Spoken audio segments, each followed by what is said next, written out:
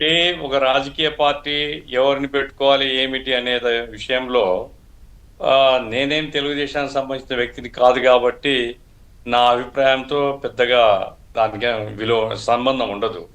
ఎందుకంటే ఆ పార్టీ ఇష్టం ఎవరిని పెట్టుకోవాలా ఏమిటి అని. అయితే నేను జనరల్గా కామెంట్, ఇది నాట్ ఓన్లీ అబౌట్ లోకేష్. ఇప్పుడు నేను నమ్మేటువంటిది వారసత్వ రాజకీయాలు ఏ పార్టీ కూడా మంచిది కాదని నా బలమైన అభిప్రాయం.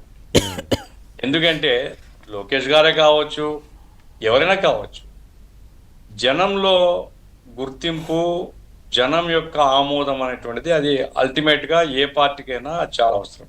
అవును. అది కాకుండా మనం నాయకుడి కొడుకు నాయకుడు అంటే ఇప్పుడు జగన్మోహన్ చూసినాం మనం. నాయకుని కొడుకే ఆయన కూడా ఇమ్మెచ్యూర్ పాలిటిషియను, కరప్ట్ ప్రాక్టీసెస్ అవన్నీ కూడా మనం అనుభవించాము. సరే, అథారిటేరియన్ దృక్పథాన్ని అనుభవించాము, అన్నీ అనుభవించాము.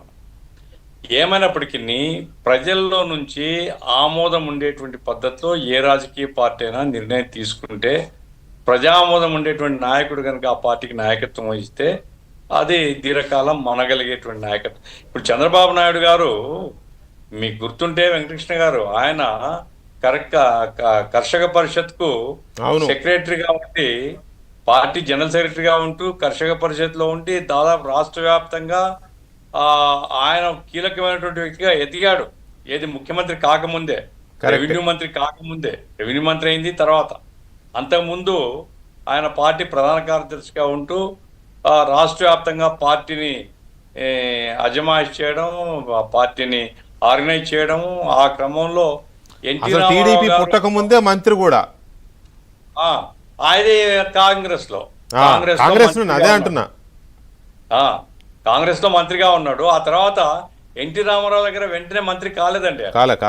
ఆయన పార్టీ ప్రధాన కార్యదర్శిగా ఉన్నాడు. కార్మిక పరిషత్, అది కర్షక పరిషత్కు ఆయన సెక్రటరీగా ఉన్నాడు.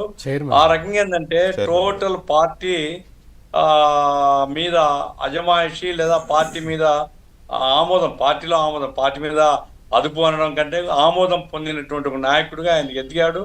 ఆ తర్వాత రెవెన్యూ మంత్రి అయినాడు, ఆ తర్వాత ముఖ్యమంత్రి అయినాడు. అంటే అదొక ప్రాసెస్. అది లోకేష్ గారికి ఆమోదం ఉందా లేదా అనేది నేను చెప్పలేను, కానీ నా దృష్టిలో మాత్రం ఇంకా మెచ్యూరిటీ రావాలి, ఇంకా మెదగాల్సినటువంటి అవసరం.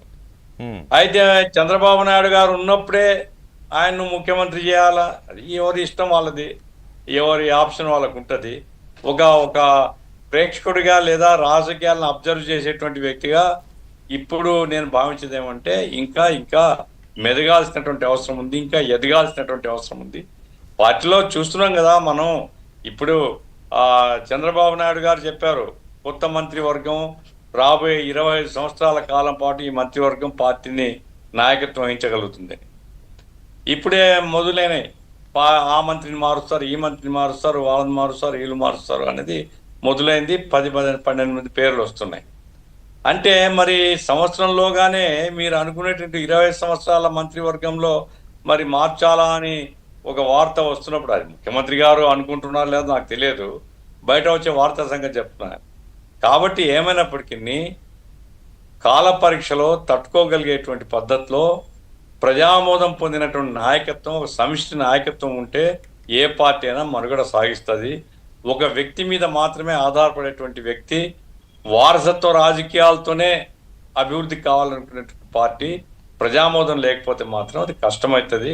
ఇవన్నీ వాళ్ళు తెలుగుదేశం వాళ్ళు ఎవరిని నాయకుడిగా పెట్టుకుంటారు, డబుల్ పదవులు ఇస్తారా, సింగిల్ పదవి ఇస్తారా, అది వాళ్ళ ఇంటర్నల్ అఫేర్.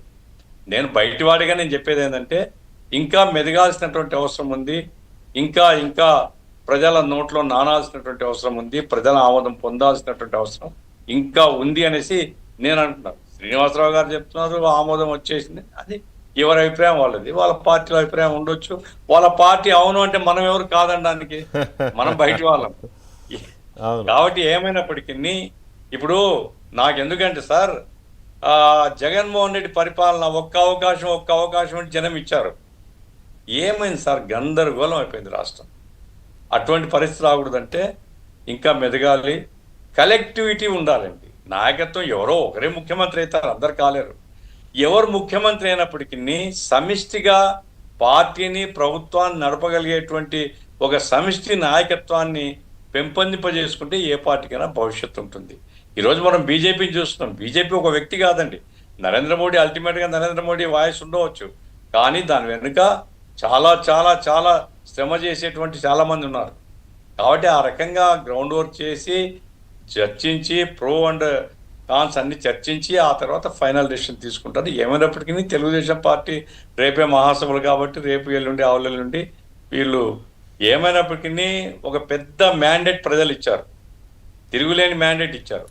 దీన్ని కాపాడుకోవడం ఎట్లా, దీన్ని అభివృద్ధి చేసుకోవడం ఎట్లా, దీన్ని నిలబెట్టుకోవడం ఎట్లా అనేటువంటిది సీరియస్గా ఆలోచిస్తే మంచిది. నాయకుడు ఎవరు వస్తాడో వాళ్ళు ఇష్టం.